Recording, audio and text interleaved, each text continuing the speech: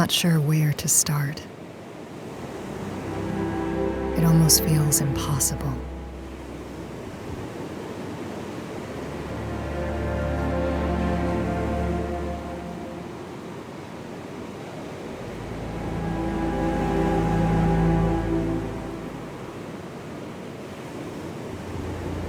The past meets with the present, fighting for space.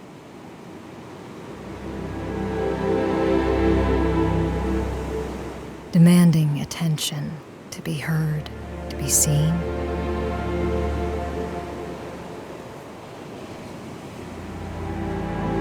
A lifetime worth of memories.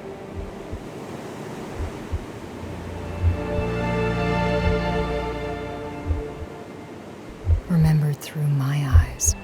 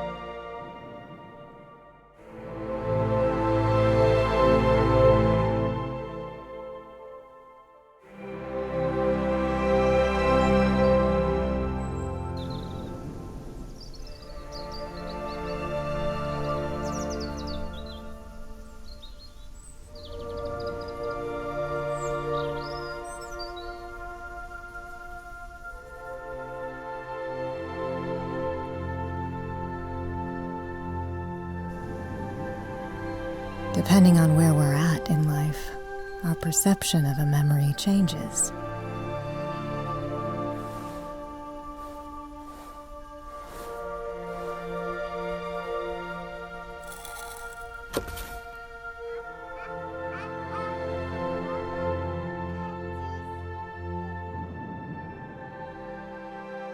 How do you know which version is the truth?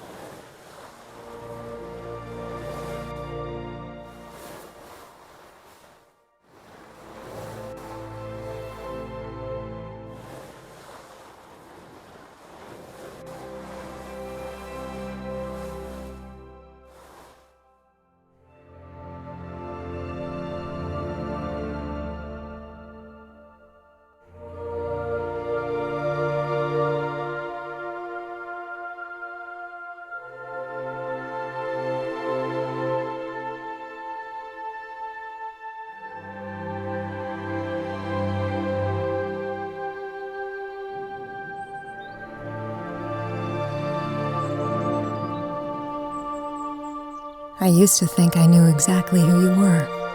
The idea of you captured perfectly in my mind.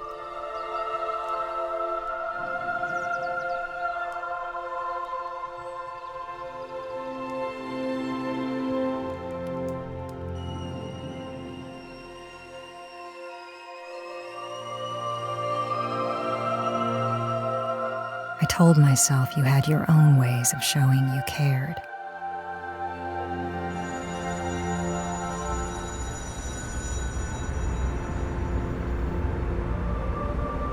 Ways I didn't understand until I was much older.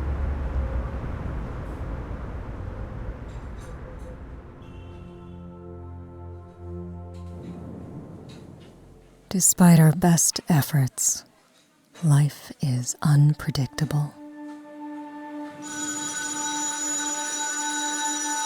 Doesn't care who you are what you're doing, or what you have planned. Things begin, and sometimes, when you least expect it, things end.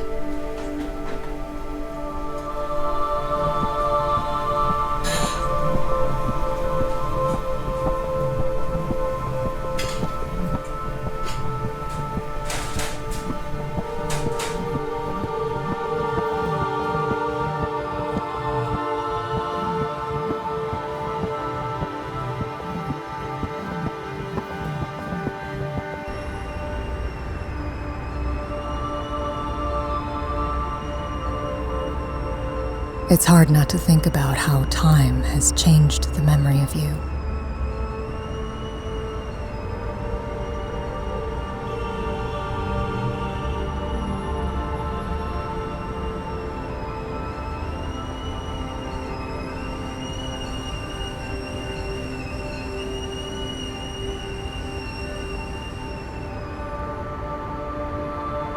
How it will continue to change, to shift, until I'm left with a version I've created in my head.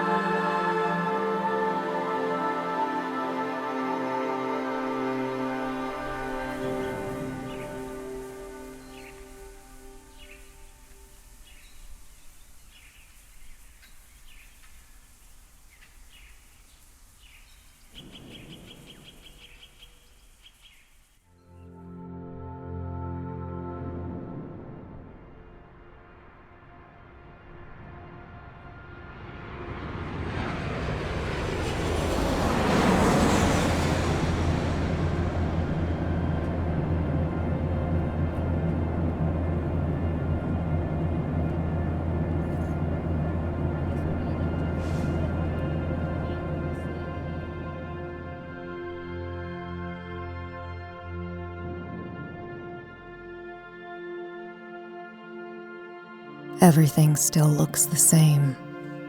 I can't tell if that's comforting or not.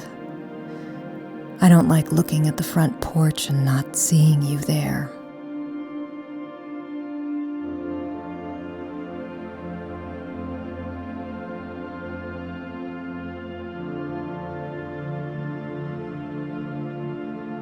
You came here to relax, to catch your breath, to be at peace.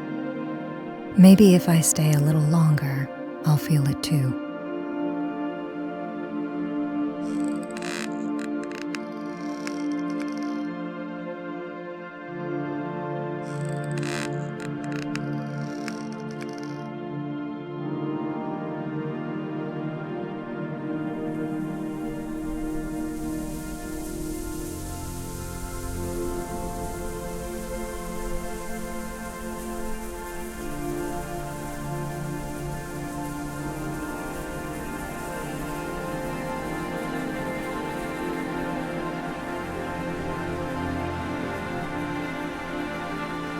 We all went hiking sometimes. You packed the lunch, Dad mapped the trail.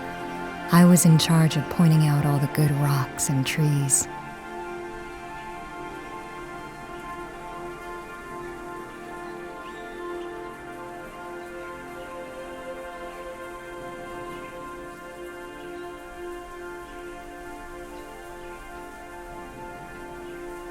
But I wanted to wander and see where the trees took me.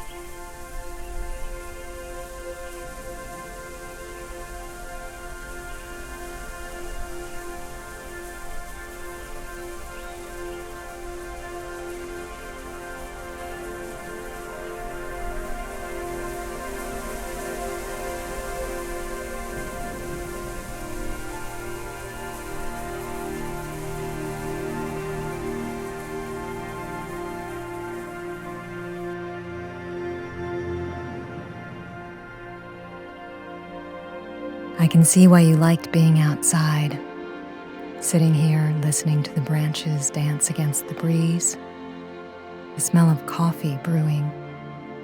Dad usually brought you a cup.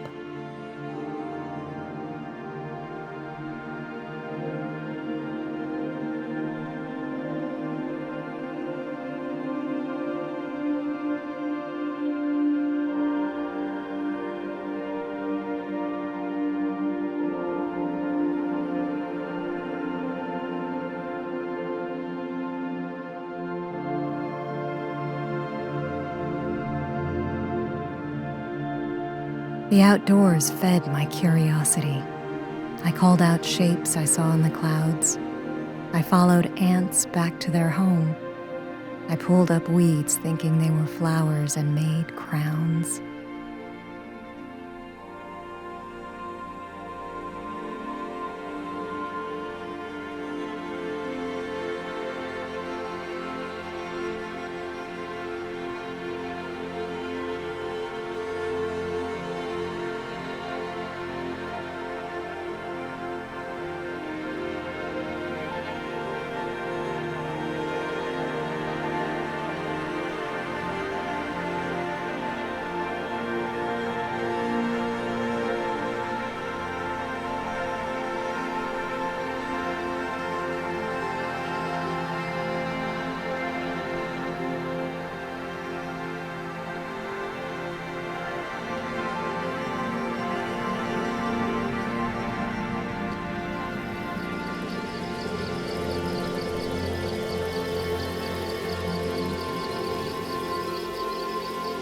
Do we remember things differently?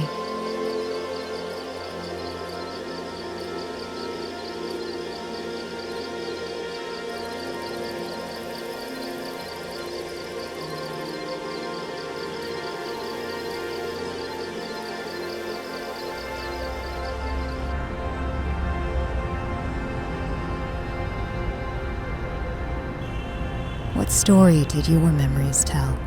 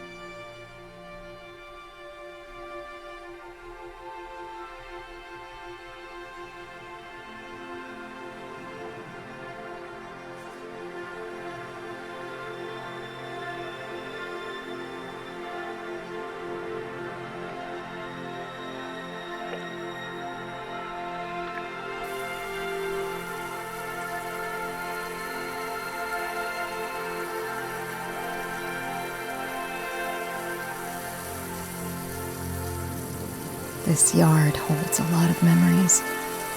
Watching you pull weeds, spraying grass with the hose. I'd beg you to splash me with water during the summer and you'd sigh real big. But you would.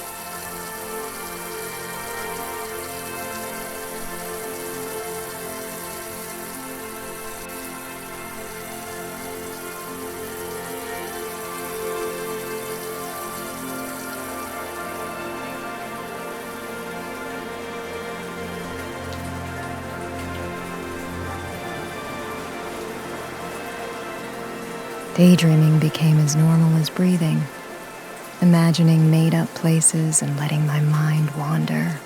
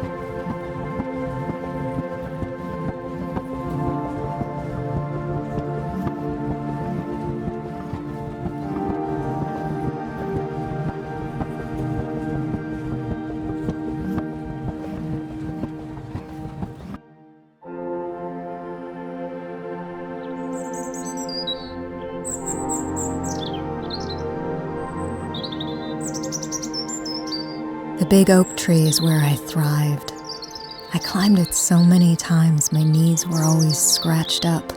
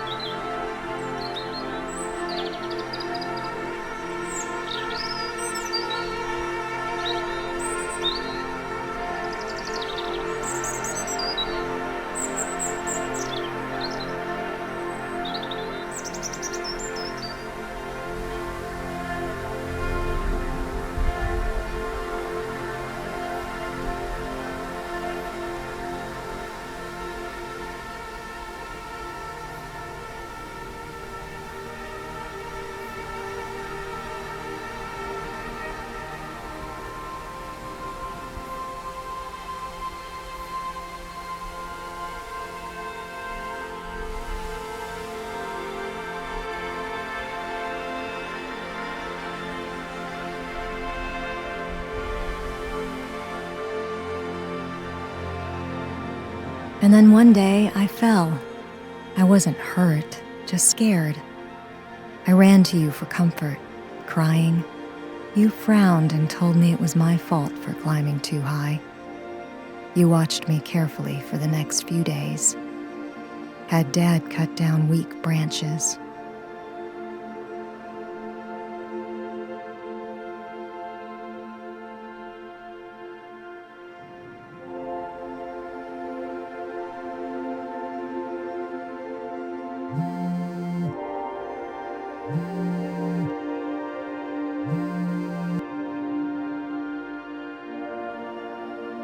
The restaurant called.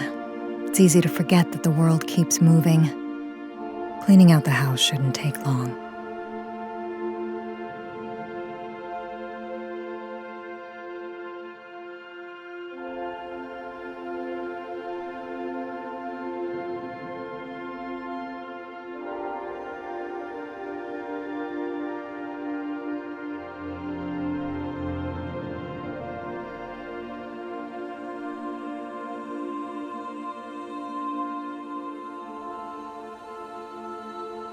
How did I lose touch with what was important?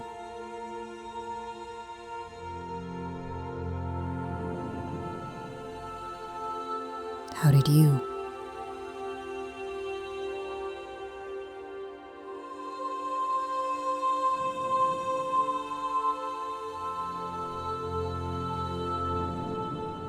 I ask as if you'd have the answer. I'll never know.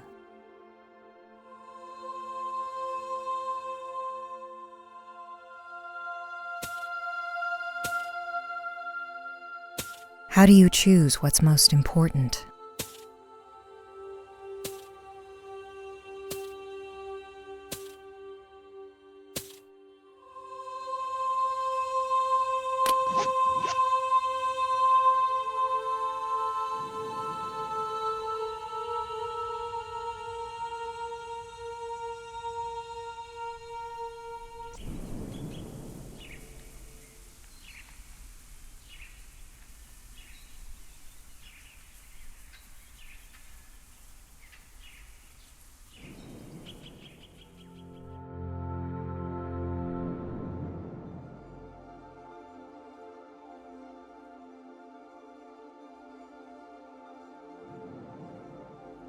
It all looks untouched, but I feel so different. Like a stranger that doesn't belong.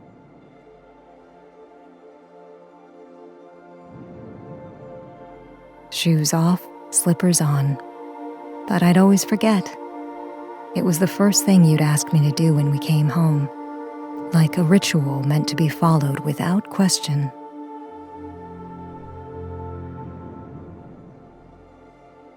Even now, I find it hard to remember.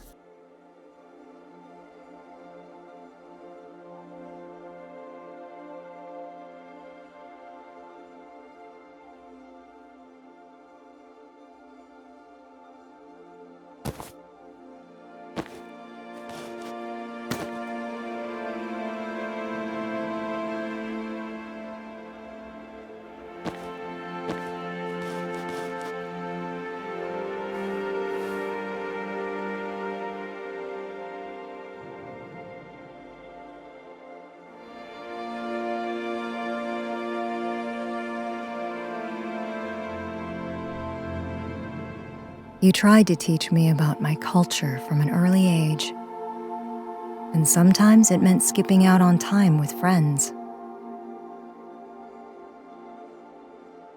The food you ate, the language you spoke, they were parts of you that you felt needed to be passed on.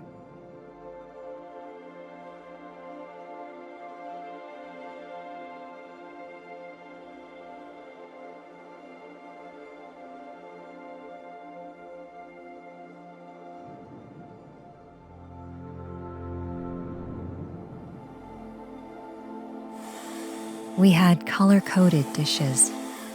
Dad's rice bowl was blue, yours was pink, mine was yellow. You said I wasn't allowed up from the table until I learned how to use chopsticks.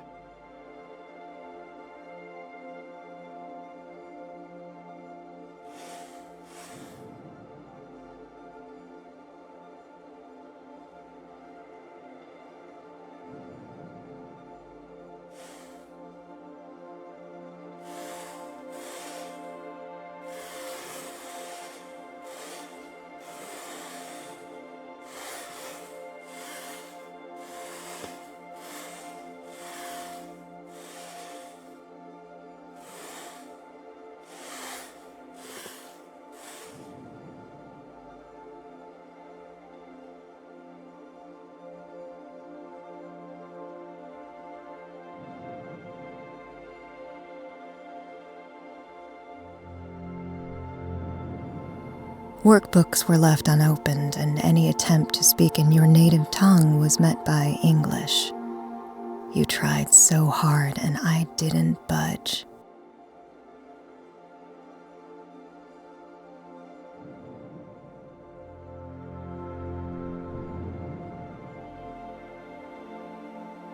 Things had to be perfect.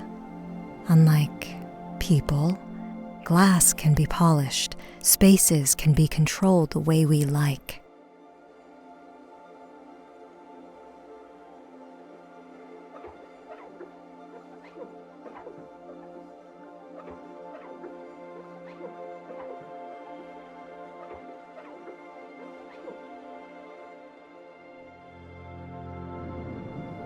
Eventually, we stopped speaking Japanese in the house. It didn't bother me much when I was young. I never considered what that loss meant to you.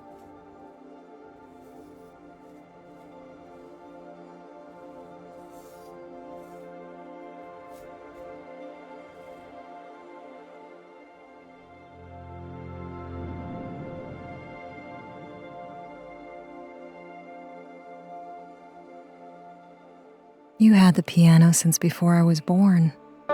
You taught yourself to play as a kid, but fell out of it with age. When I started showing interest, you began to give me lessons.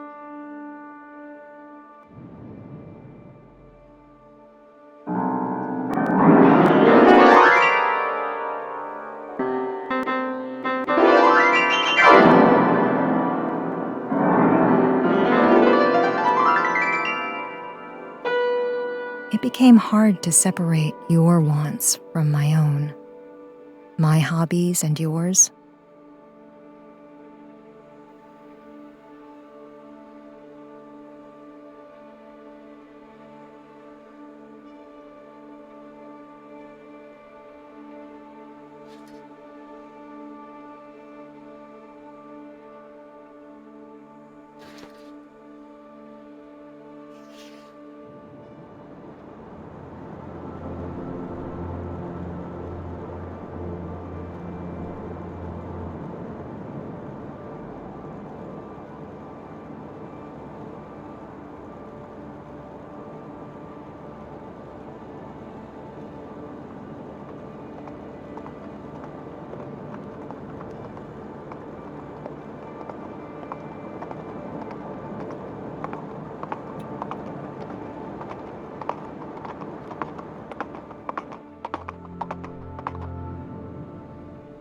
I didn't even know what I wanted. It was safer to listen.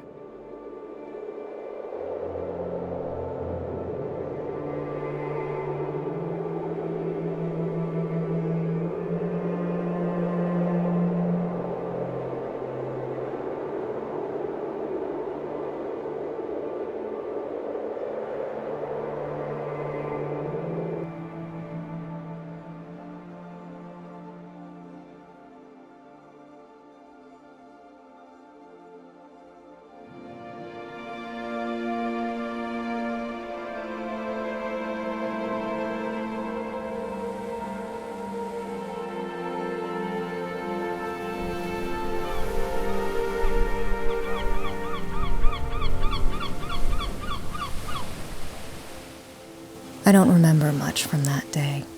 Maybe that's on purpose.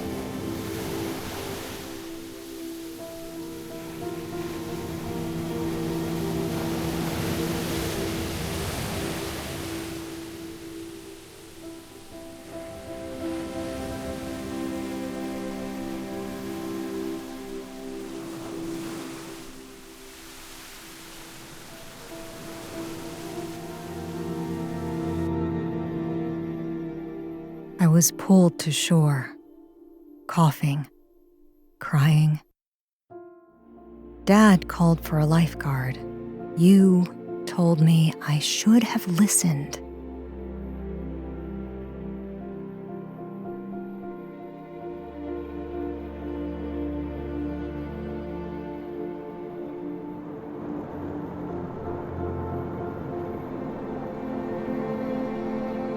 From then on, I told myself that if I stayed in line, I'd be safe.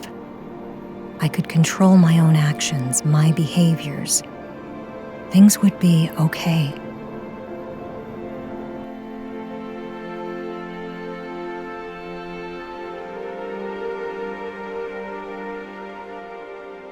For years and years, I've listened. Settled into what you tried to teach me. It became rhythmic, comforting.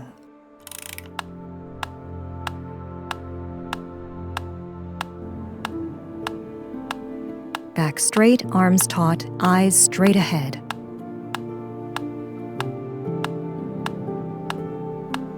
There's comfort in safety, in routine.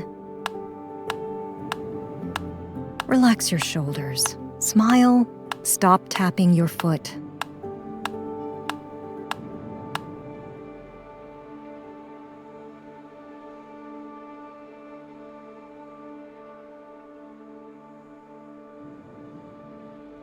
The gift was thoughtful.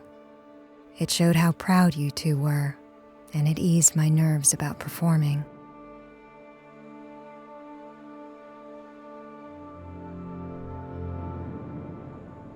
I knew work kept you busy.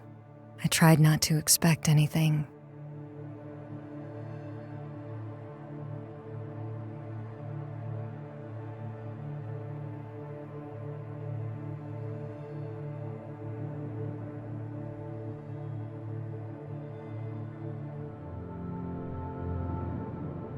The chances were slim, but I found myself hoping, desperate for you to show.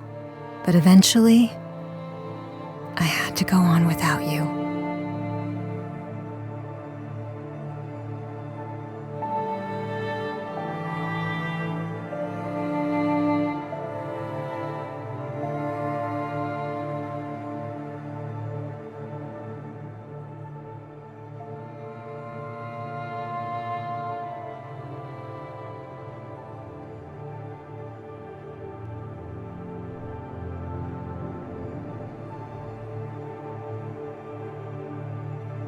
How could you not make the time? I don't know. I never asked. Maybe some things are better left alone.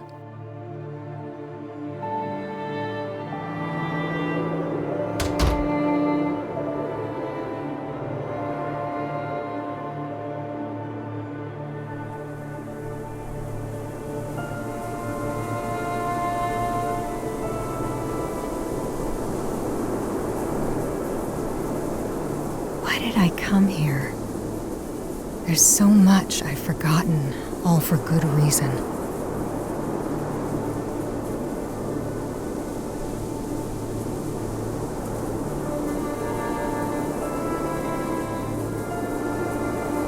I'm here now. I made the time. I had to. There was no one else.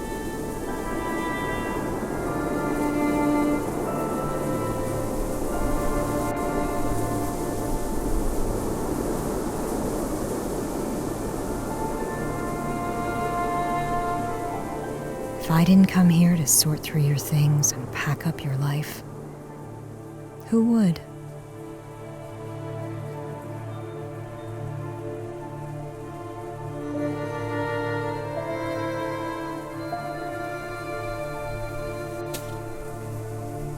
I've only got so much space.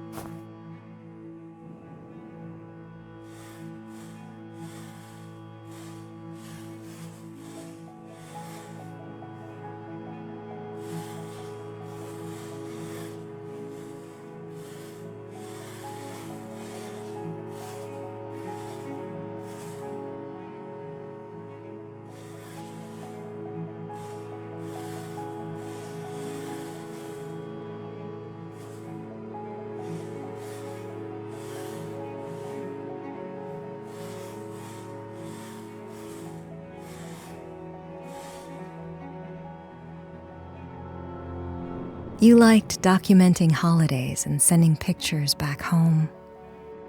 We all dressed nicely, posed with our shoulders back. If Dad tried pulling a face, you'd hit him gently and we'd start again.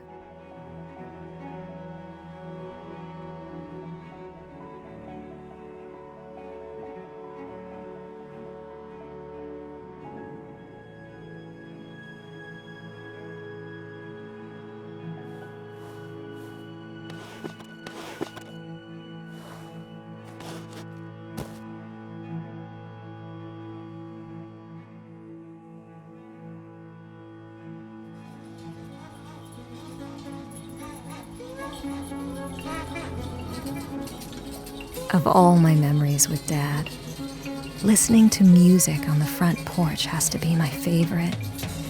I think that's where I got my good taste in music. He even let me try a sip of beer when I was still a kid. "Don't tell your mother," he'd say.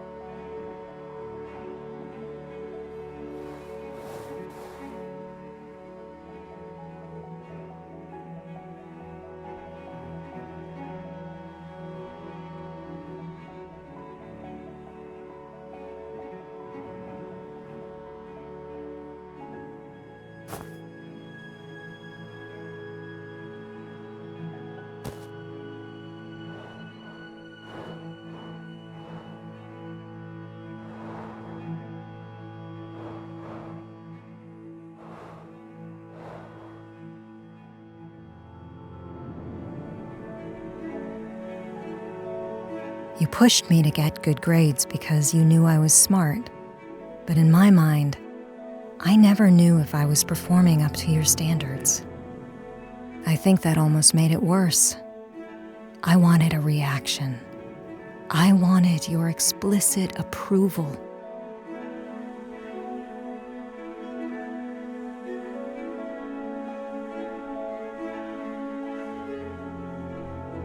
I was desperate for praise. If you didn't tell me you were proud, it meant there wasn't anything to celebrate.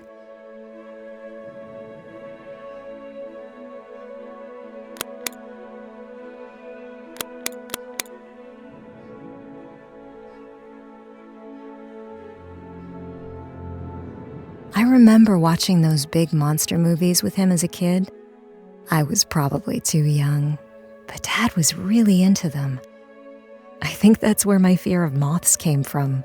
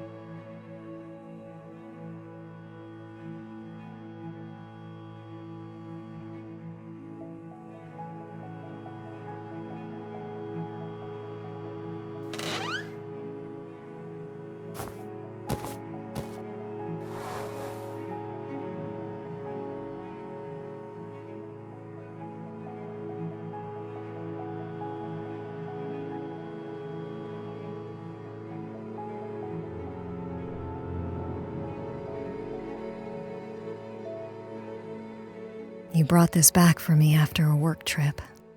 You said I would fill one eye in now, set a goal, and fill in the other after I completed it. At the time, it made sense to focus on college.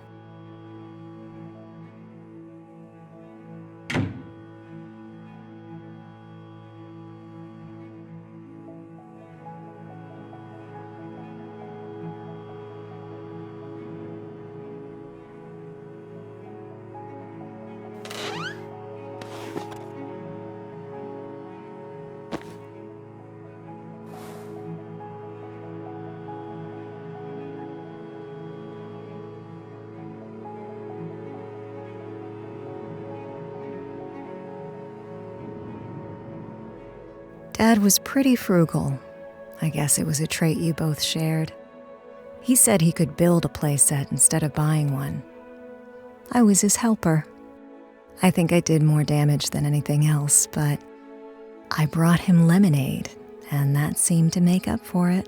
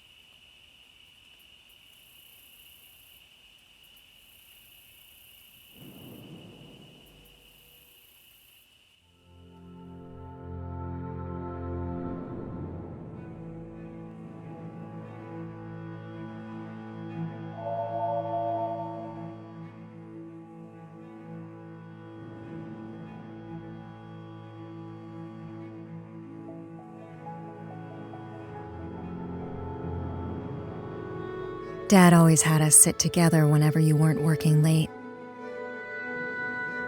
It was a nice routine, something to look forward to.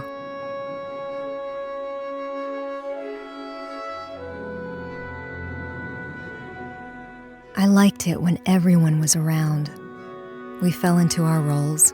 You cooked, I set the table, Dad did the dishes. Sometimes you'd be away at work for days at a time. Dad and I managed. When the frozen dinners and takeout got old, I started getting more adventurous in the kitchen.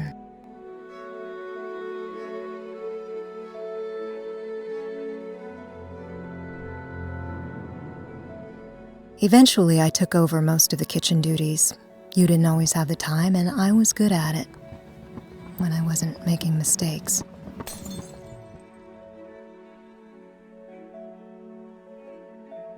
Dad was always there to help fix them.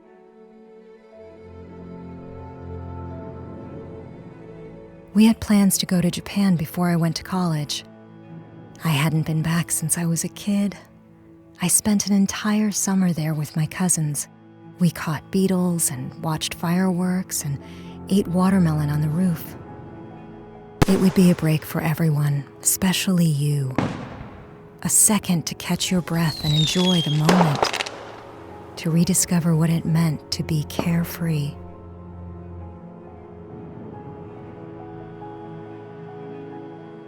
Everyone was excited, but I had to get accepted first. No one in the family ever had the chance to go to college, so this was big for us. Things were falling into place.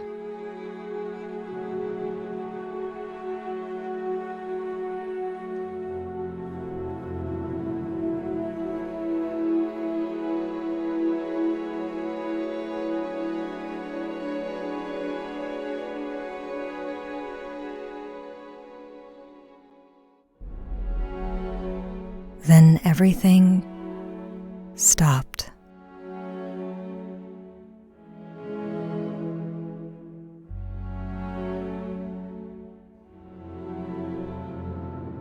And suddenly I was 7 again. It was the start of summer. Dad and I were outside at night looking for ghosts. He let me hold a flashlight in case he got scared. Maybe I would be a ghost hunter. And then I was 16. He drank beers on the front porch. The record player was loud enough for him to hear from out there. I sat and listened to him talk about the music. Sometimes we sat in silence and stared out at the sky.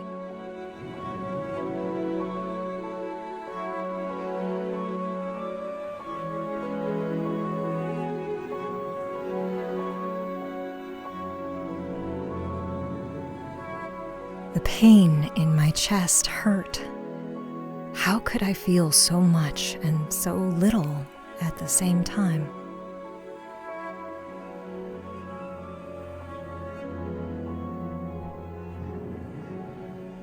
We didn't know what to do.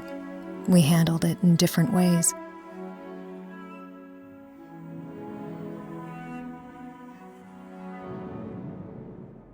Things went back to normal. Routines started up again.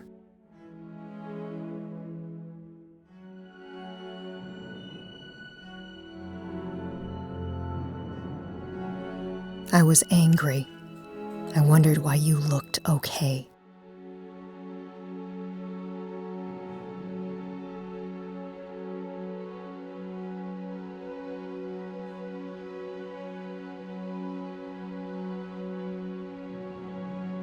I didn't know what to make of you. You were so stoic in the wake of his death, and it confused me. Where was the pain? Why was I going through it alone?